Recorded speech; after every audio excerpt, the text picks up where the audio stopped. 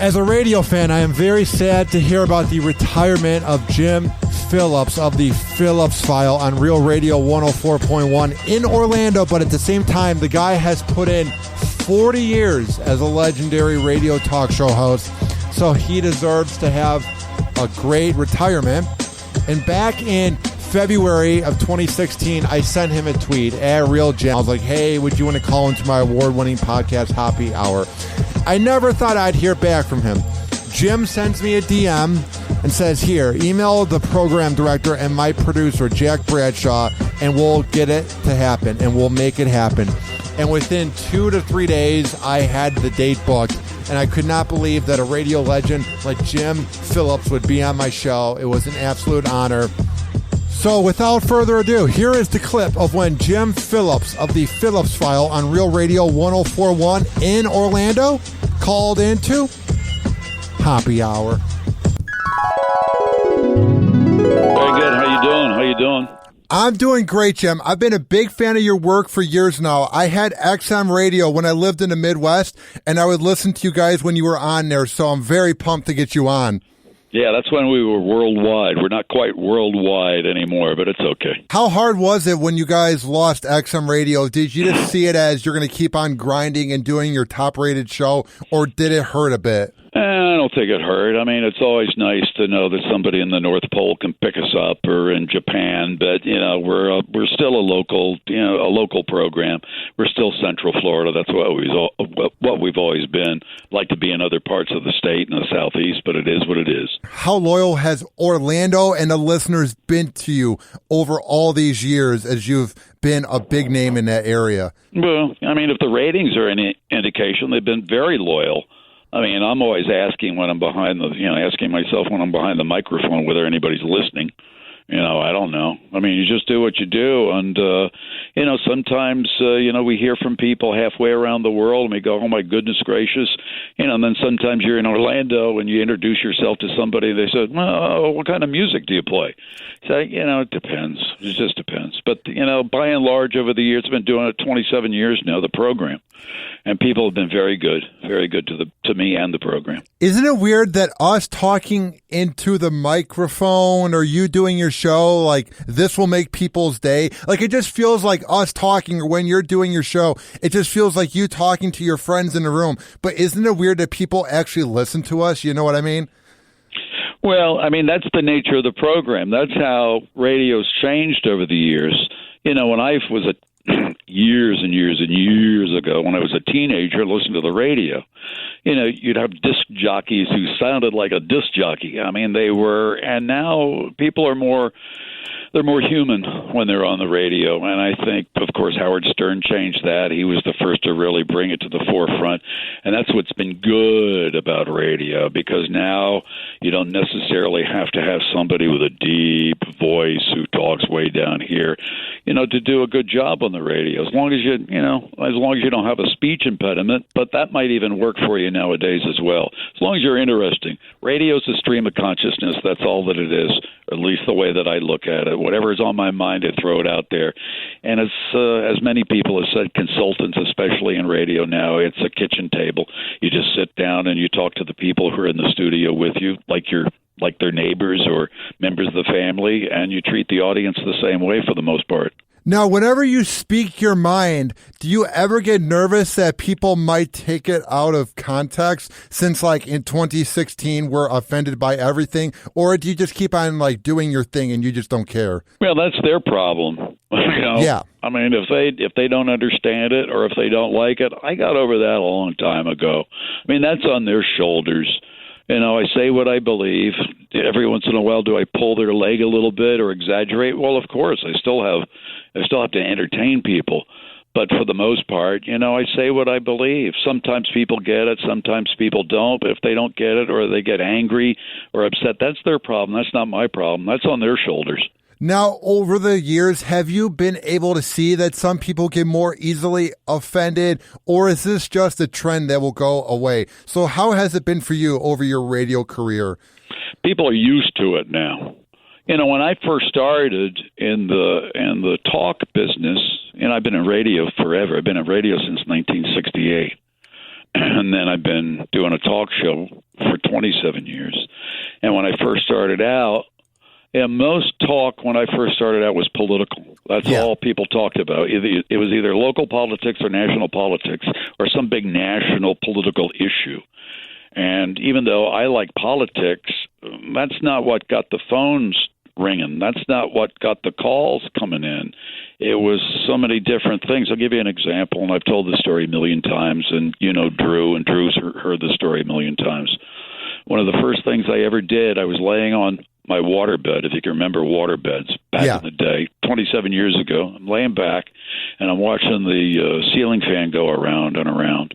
If you watch anything go around and around long enough, you stare at it long enough, it starts going in the other direction. It's like, so when I went on the air that day, I said, I've been thinking about this because I was on the waterbed watching the ceiling fan go around. And, if you ever watch an old Western movie, an old one, old John Wayne movie, and the stagecoach goes by, and the stagecoach is going right to left, but it appears that the wheels are going backwards. Yeah. Why is that? In the space of 30 seconds, the lines blink, blink, blink, blink, blink, blink, blink, blink, blink. People are calling in because people understand that, and they're people who know how to answer the question instead of some ephemeral political crap that most people aren't too interested in. No, that's a very good observation that you just see just by relaxing during the day. Would you say you're a very observational person where you try to find things to talk about? Because for me, I'm trying to become that so I can bring things to the air. You know what I mean? Well, that's the way that I approach it. I can't speak for anybody else in the business, but my program is basically observational. Hey, I saw this. Hey, I witnessed this. Hey, I saw this on TV. Hey, this happened to me. Let me explain what happened. What do you think about that? You're just essentially telling a story to try to connect to the audience somehow. Now, would you say that you've been like that since day one, or have you grown where you became more observational over the past 27 years of being in talk radio? Became more observational. Yeah. When you first start out in the business, you're trying to emulate usually someone who is, a mentor or someone you've heard. And, we all rip off one another. I don't know where it started, but Neil Rogers, the late Neil Rogers out of Miami, was the talk show host who I wanted to be. So I'd rip him off, as best I could. Because you're trying to garner some of the success that you see from somebody else. Then you just kind of move into your own character, I suppose. But we still rip off people. At least I do. I hear something that I think is funny, or I'll use it. I just try to give a little bit more attribution now instead of just blatantly ripping somebody off and trying to have everybody believe it that I originated it. What do you think of these guys who are just from the 90s and they never grew, where they just blatantly ripped off guys like Howard and Opie and Anthony, and they're doing their thing now and they're doing the same crap they did back then? Because what I see from your show is you've grown over the years and just you get better and better. But a lot of these guys, you know what I mean? They're just in the 90s and they don't know how to leave that shock jock genre. Well, I don't know if I'm getting better and better. I appreciate the compliment, but I don't know. I tell people, this is a tough business. I say I might listen to somebody on the radio and don't agree with it or the way that they're doing it, but I have an appreciation for what they're going through. It can be very difficult work, as well as I do on a day-to-day basis. You're only as good as your last show. Yeah. You're only as good as your last. It's not a farmer. You can't at the end of the day look back and say, well, I plowed 50 acres of ground and it sure looks good. You don't know whether you've done well or not.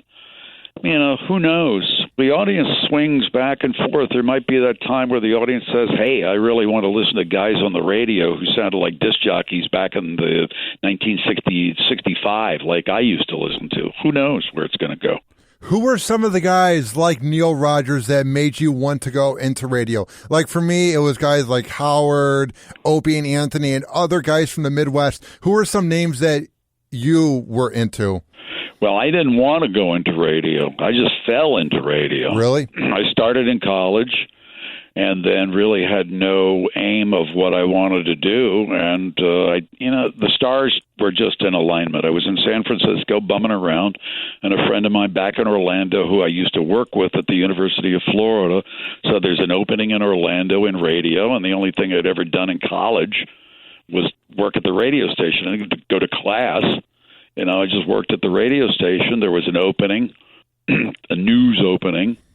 So I came all the way back to Orlando and got the job. I think the guy who hired me liked me because I was cute at the time, not because I had any knowledge of journalism, which I had no knowledge of journalism, but learned that craft. And then when I got to be, I'm kind of getting up there in years a little bit. So when I was 40, a guy at the station said, "You can't just be a reporter for the rest of your life. That's not going to work out for you. Would you like to try the talk thing?" And I took the chance. It's just being in the, so much of this is being in the right place at the right time and having a lot of luck. And but Neil Rogers essentially was the guy that I looked to when I first started out in the talk business. Now, you've had a lot of luck, like you just said, but was there ever a point where you had to fight adversity and you might have tried to quit this business, or were you always motivated to make it work, Jim? I really wasn't motivated at all. I don't know whether I am motivated. People in this business are motivated by, I think, mostly ego, where radio is their whole life. And God, I've known so many of them. And I've always, when I've had the opportunity to warn them, you can't live your life that way, because if you get fired, what are you going to do with your life? I always have to have an avocation to keep me. I have to have a hobby or something to take my mind off what I do for work. And I've always approached this as, it's a job. I have a responsibility to the people who sign my paycheck, and they give me a nice paycheck, so I better deliver something for them. But I've never been motivated like I have. I have to get out there and be on my soapbox or this or that or whatever. My basic function is to entertain people in some form or fashion and see where it falls. Now, what are some hobbies you do in your free time so that you don't burn out? Okay, you name it, and I've done it. Well, it's just scuba diving, horseback riding, shooting, fishing, traveling. I usually get involved in something for a couple of years, then I drop it and move on to something else. But I have to have something outside of the studio to take my mind off of this stuff. Otherwise, you go absolutely nuts. But I warn people. I've said it again. I warn people, and I know them. I know them. That's all they live for. And who knows what's going to happen with radio per se. I have my own opinions about what will happen with so-called terrestrial radio, and I warn guys in the business about what I think is going to happen and be prepared for it. So I'm just 22 years old. I'm very young, but I've been kind of a radio geek, Jim, where you're sort of opening my eyes, where this is sort of what I live for because I have so much fun doing it. So what should I do? Like, what is your take on where this business is going? In 20 years? Yeah. I don't know what terrestrial radio will be like. I think it's very hard to imagine where technology will take us. I think the door is wide open for that, whether it's so-called satellite, streaming, podcasts, and things like that. Take all those things that are competition to terrestrial radio. They're not going to go away anytime soon. I used to think that terrestrial radio would be gone in 20 years. I don't quite believe that anymore, but I think the competition will be a lot stiffer from various forms of communication. Whether social media platforms, streaming, podcasting, and things like that. I think it'd be a major competition. Well, what I like about you guys and 102.5 The Bone with like real radio is you guys just speak it as it is and you have fun radio. But to me, Jim, the biggest problem with radio is they're playing the same songs. They're doing prank calls, War of the Roses. Would you agree with me that if radio wants to survive, they need to begin coming out with better content to compete with these podcasts or satellite radio? I think local radio has to become local again. I think what's happening with a lot of local radio stations is they broadcast as if they were broadcasting nationally, and I don't think that will work anymore. You have to be local because nobody else is doing local stuff. Even the newspapers are not printing as many local things as they do. You have to have that connection to the community.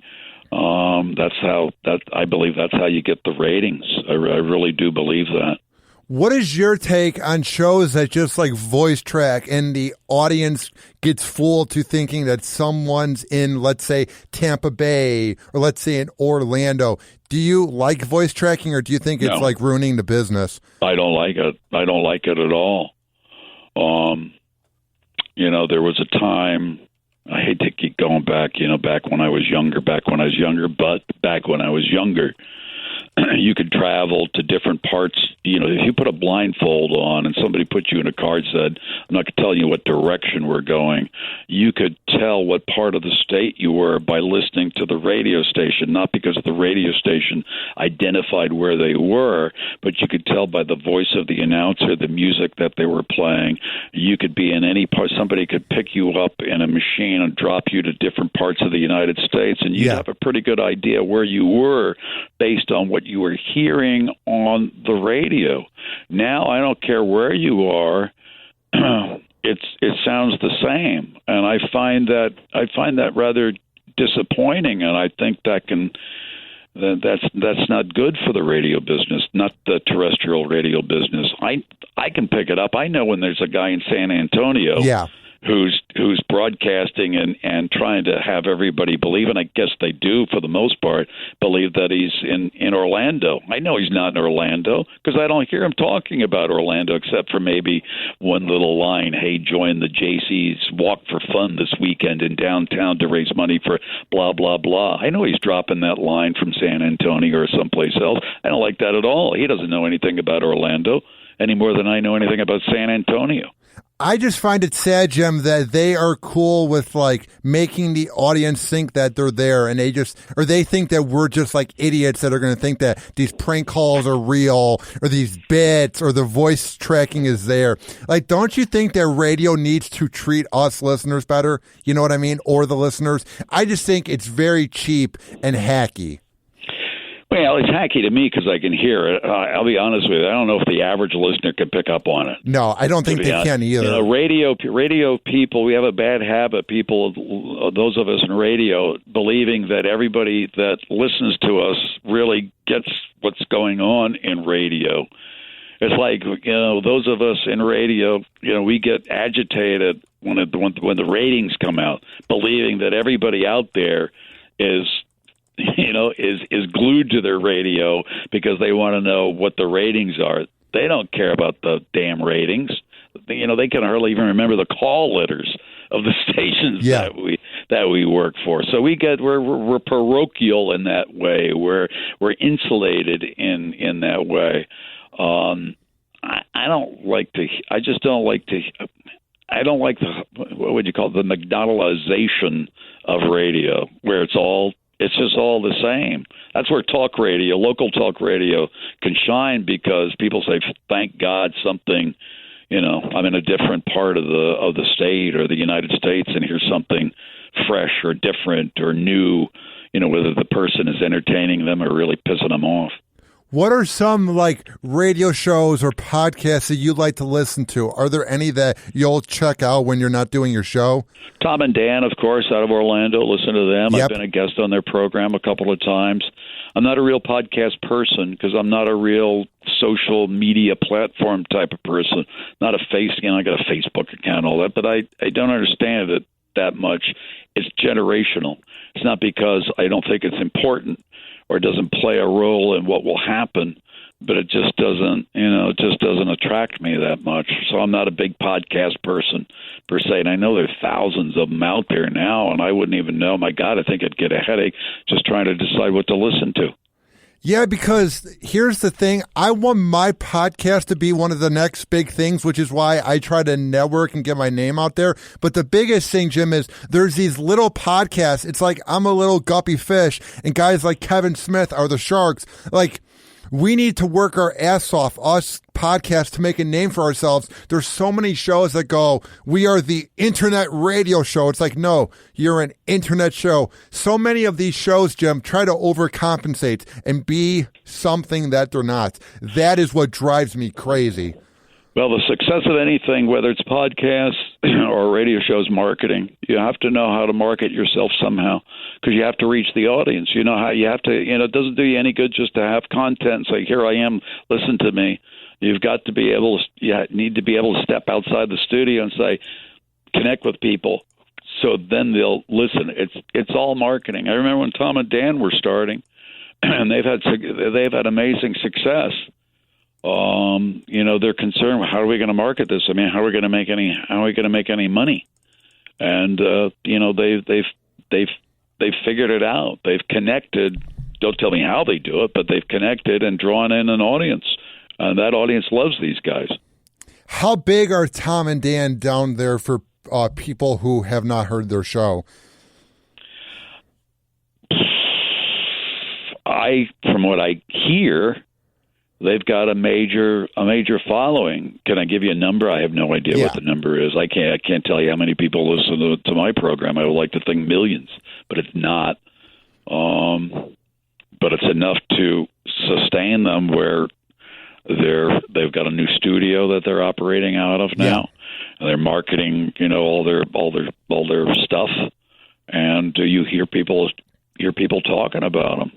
Now, how do you look at your ratings? Do you get nervous, or do you just keep on doing your thing and hope for the best? For someone that's been in radio for so long, how do you approach ratings with PPM? I don't like them. I get nervous. When the ratings come in, we've always been number one or number two, occasionally number three in the major demographics, but usually either number one or number two, especially with men.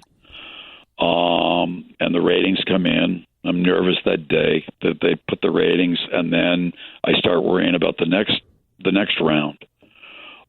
As I've advanced in my career, and I see my retirement on the horizon, I don't give a shit too much about them anymore. They are what they are, and what are they going to do to me? Fire me? If they fire me, that's okay. I'm at pretty much at the end of my career, so I don't get very nervous.